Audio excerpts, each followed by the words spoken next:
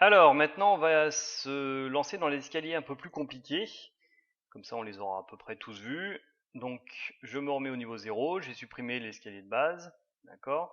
Et je vais venir prendre mon escalier par composant. Là, j'en ai plusieurs. Donc, il y a le colimaçon et le colimaçon centre-fin. Donc, le centre-fin, en fait, je viens cliquer le centre.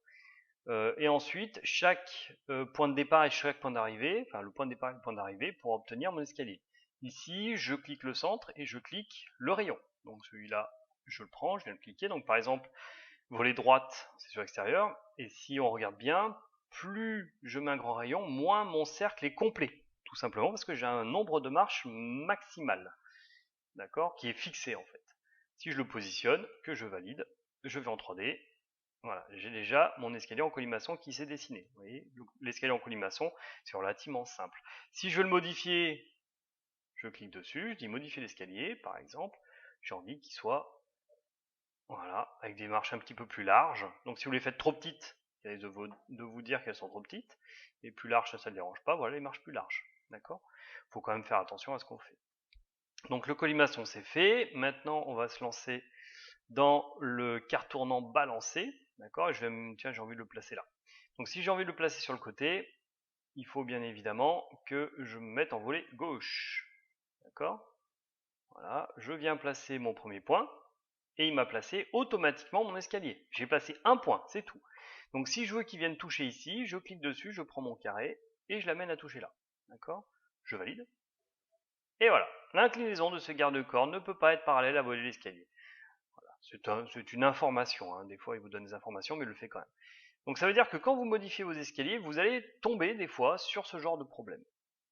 C'est-à-dire que le garde-corps, il faut qu'il le modifie, vous voyez, il a fallu qu'il fasse cette petite partie-là supplémentaire, et donc il vous le signale.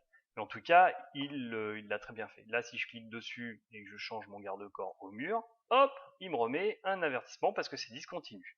D'accord, à cause de cette partie-là. Voilà, il n'aime pas les choses discontinues. D'accord, mais en tout cas, il le fait. Donc, on revient au niveau 0. Par contre, faites attention à vos modifications. Ça dépend des modifications que vous faites.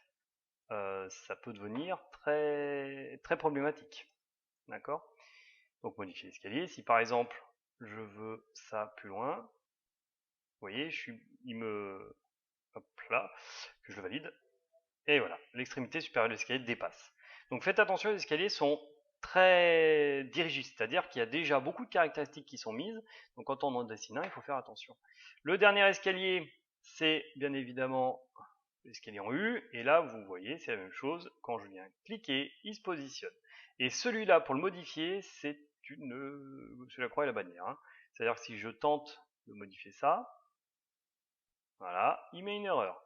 Si je tente de venir modifier ça, il met des erreurs. Donc c'est un escalier, celui-là, où il va falloir plus de connaissances pour être capable de le modifier, parce qu'il est très très très très difficile à modifier. Par contre, je peux modifier, si je mets 1,5, pardon, 1.5, entrée, voilà, il met une erreur.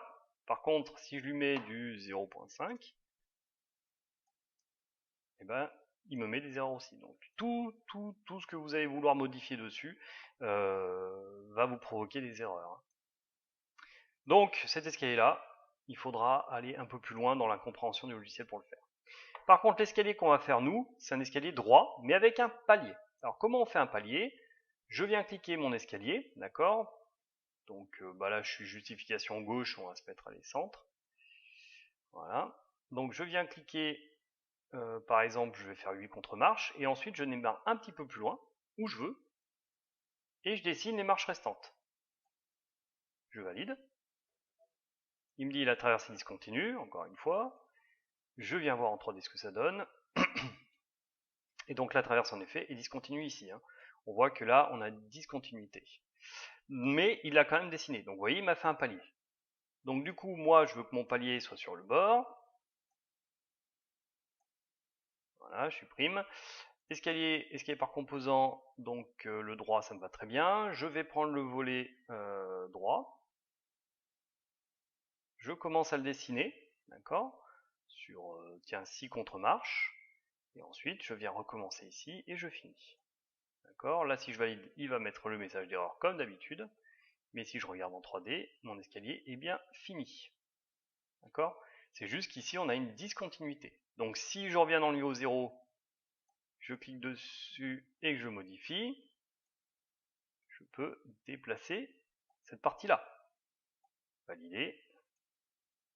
Voilà. Là, j'ai pas eu de message d'erreur parce qu'on est bien continu. D'accord? Donc voilà pour cet escalier, comment on le fait. Bien évidemment, vous pouvez changer tout ce que vous voulez ensuite dessus.